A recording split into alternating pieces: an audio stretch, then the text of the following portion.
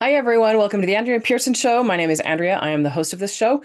And today we're actually going to be talking about a topic that I am super passionate about and that I discovered through a guy named Brian Tracy. In case any of you guys have ever heard of him, I hadn't heard of him until about a year ago when I ran into his stuff and it was just absolutely, I was just like, this guy is so awesome.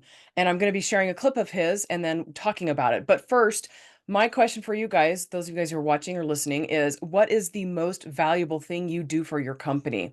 What is the most or the highest paid work you do? Is it like a service that you offer or a product you sell? Maybe, is it how you treat your customers? Is it a certain system or process you have in place to make things faster and more efficient?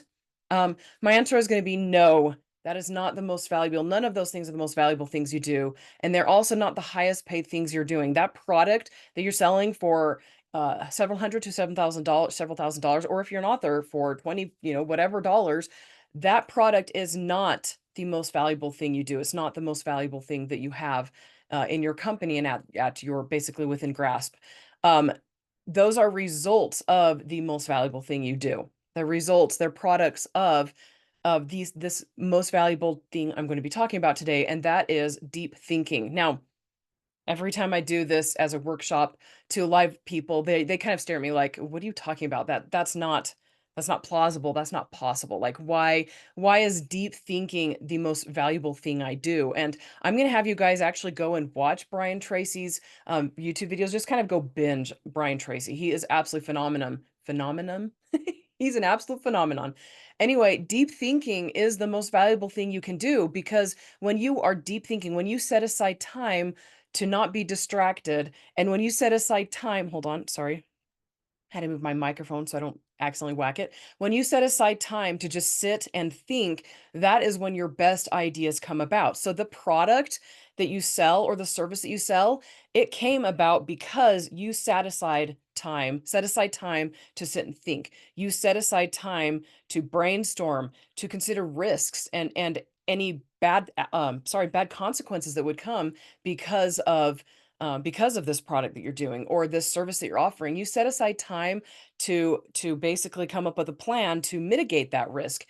You considered your success that could come from this plan. You made plans for success, or you made plans in case this thing doesn't fail or does fail. And that is the most valuable thing you can do with your time, is to sit and think.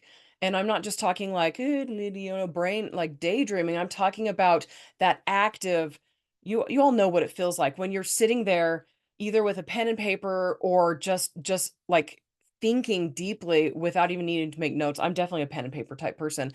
And when you get excited and your heart rate gets a little bit elevated and you're just like, "Oh my gosh, this is such a good idea. But what if we did this?" And you're alone and you could go bounce it off of other people later on if you want, but in this moment, this is when you are generating your best ideas. It's when you're making plans. It's also the start of your momentum. This is where everything begins. It's where you get the inspiration to continue going and continue working, even when things are difficult. And so the start of your momentum is incredibly important. Like your momentum isn't going to last very long if you don't allow yourself that initial deep thinking and if you don't allow yourself continued deep thinking. Because even after you start your product or your service, and even after you start selling it, if you only allow yourself that one time to deep think, you're not going to be able to make it better. You're not going to be able to increase your productivity or increase the efficiency of your systems and processes, or how you treat your customers, or if you're a writer, again, I know many of you guys are writers, you're not going to be able to come up with a better plot. Like you came up with this really awesome plot in the beginning, but halfway through the book, is it still awesome? Do you need to tweak things? Do you need to change things around? And so you need to allow yourself time to sit and think deeply. And it's also really important when it comes to crises. So like, okay, so this is where Brian Tracy comes in. Like I said, I discovered him over a year ago, and he is absolutely awesome. And he talks about how valuable your deep thinking is, and he ties into that when it comes to crises. So he worked with multiple, and actually, you know what? I'm gonna let him tell you guys himself. Let's see if I can come into your to screen share, and I should be able to share this. And you guys tell me, there I am. Let's see. It will tell me. And I'm going to go ahead and hit play on this. Over the years, I've worked with some very powerful people, billionaires and multi-billionaires. people who are on the Forbes 400 list repeatedly, over and over. And I've had a chance to be with them during crises. And when times where something was happening that was serious, it was a major problem. And I noticed that they all had one quality in common, is they all went calm. It's just they went calm. People around them were angry and upset and worried about what happened and who did it and so on. And they would just go calm, almost like a pawn would go calm. And they knew, and I learned later, I didn't know why this was. I admired it, but I didn't know why it was. Is that when your mind is calm, your entire cerebellum, the thinking and deciding brain, functions at its highest level, like turning up all the lights on a dimmer switch. It's functioning like a Christmas tree. But when you get upset and angry, what happens is your thinking reverts to your limbic or emotional system, and your ability to think clearly diminishes dramatically, and you make a lot of mistakes. That's why when you are facing a difficult situation, you have to use every skill, trick, game, whatever it is, stay calm. And that's why they teach you to meditate.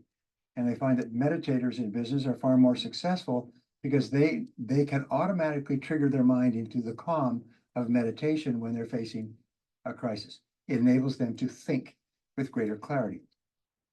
Okay, so basically what he's saying is that, like, as he said, that he'd worked with multiple very successful individuals, CEOs of Fortune 400, isn't it Fortune 500 now? I don't remember.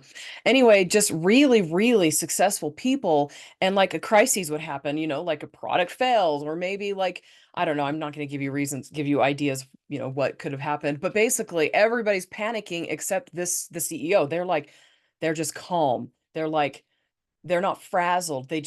It's like they're purposefully lowering their heart rate and forcing themselves to just still and just stand. And this allows them to access the logical part of their brain because as Brian was saying, when you are panicking and you're freaking out, you're in the limbic system of your brain, which is, they call it the reptilian system of your brain. It's basically where your emotions take over. And the whole purpose of that part of your brain is to keep you alive. So like if you're out, hunting or out like gathering food or whatever, and this like a lion comes up to you, or a crocodile or alligator or something like that. Like if you're here where I am, then a mountain lion comes up, and your fight or flight system gets triggered, and you are no longer thinking rationally and logically, and you run, right?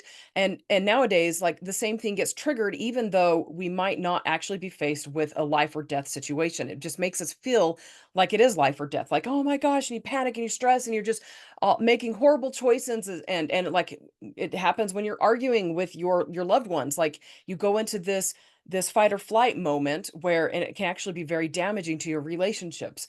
And in business, it's very damaging to your success because you start making decisions based off of the fight or flight, which they're not logic based. And even though it feels logical in the moment, they are not always, and not almost always, they're usually not the best choice that you could possibly make. And so he's talking about how CEOs, when they're faced in a crisis, in a moment of crisis, they force themselves to calm down so that they can access the logical part of their brain, the part that processes things rationally, so they can make good decisions, so that they can continue leading the company through these moments of crises. And this is one of the reasons why they're successful, but they're also successful because they've trained themselves to be that way. And so it's like chicken or egg, right?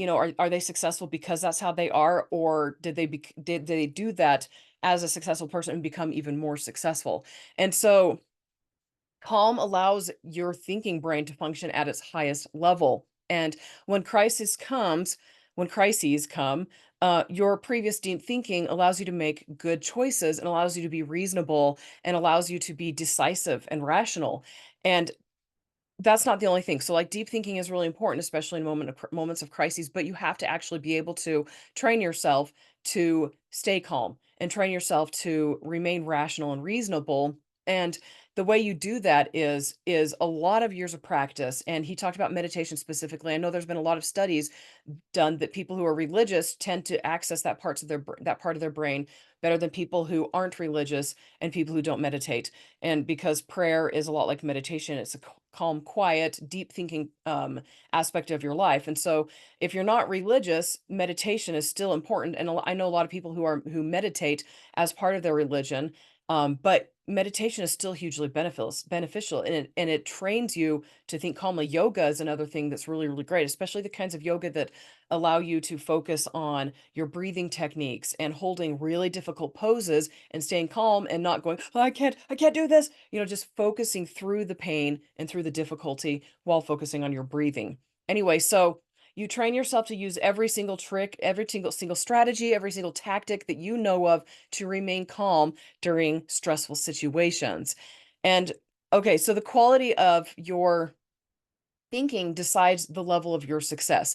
And I know that as I've said, when I talk about this in my business workshops that I've done, people are like, they just, it's really hard for them to grasp that at first. They just feel like it's just really like kind of hippie, mumbo jumbo, like, oh my gosh, I'm gonna sit and think and I'm gonna meditate and hands on knees. But there are strong benefits for doing this. And I mean, take it from Brian Tracy, who has worked with a lot of people who do that. So think about yourself when you are frazzled, when you're running back and forth and you're stressed, you're overwhelmed, when you're sleep deprived, when your anxiety is high, you aren't able to make really good decisions during that time. And some of us, that's how we operate all the time, and that is problematic because that means you're operating constantly at a level where your brain is constantly feeding yourself cortisol to keep you going, and that affects the level of your deep thinking. That affects your ability to brainstorm and to come up with really good ideas that will make your business more successful.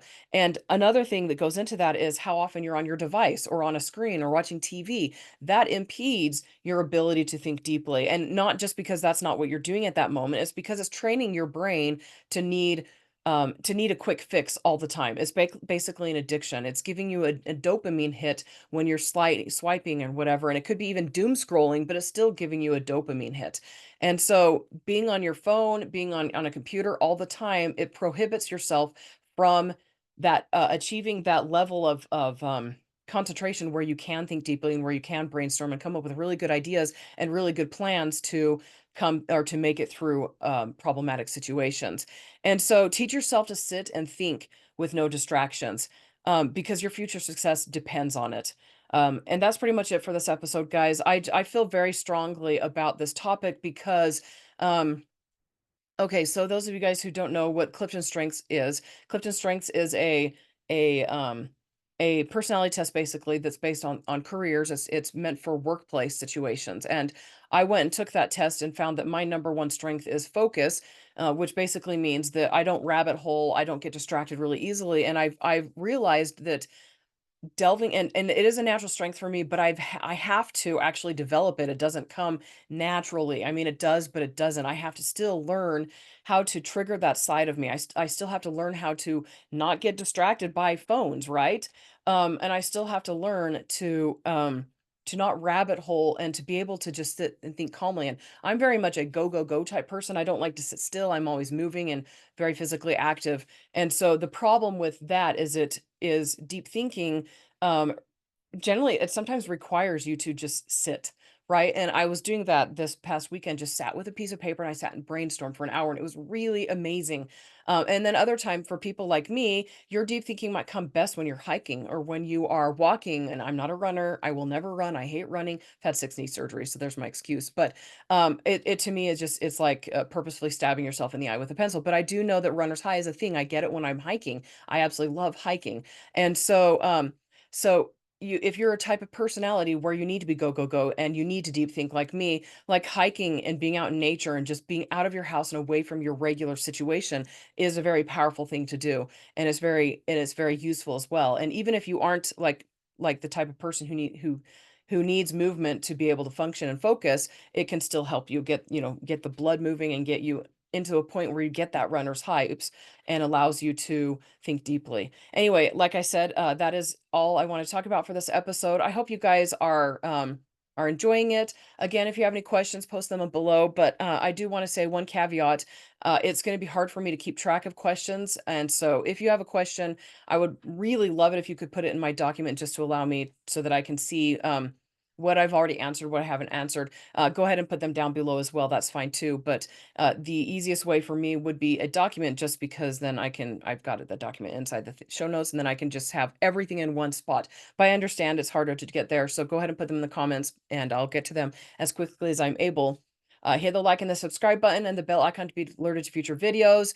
And make sure you're subscribed to the podcast if you're listening as a podcast, and subscribe on YouTube.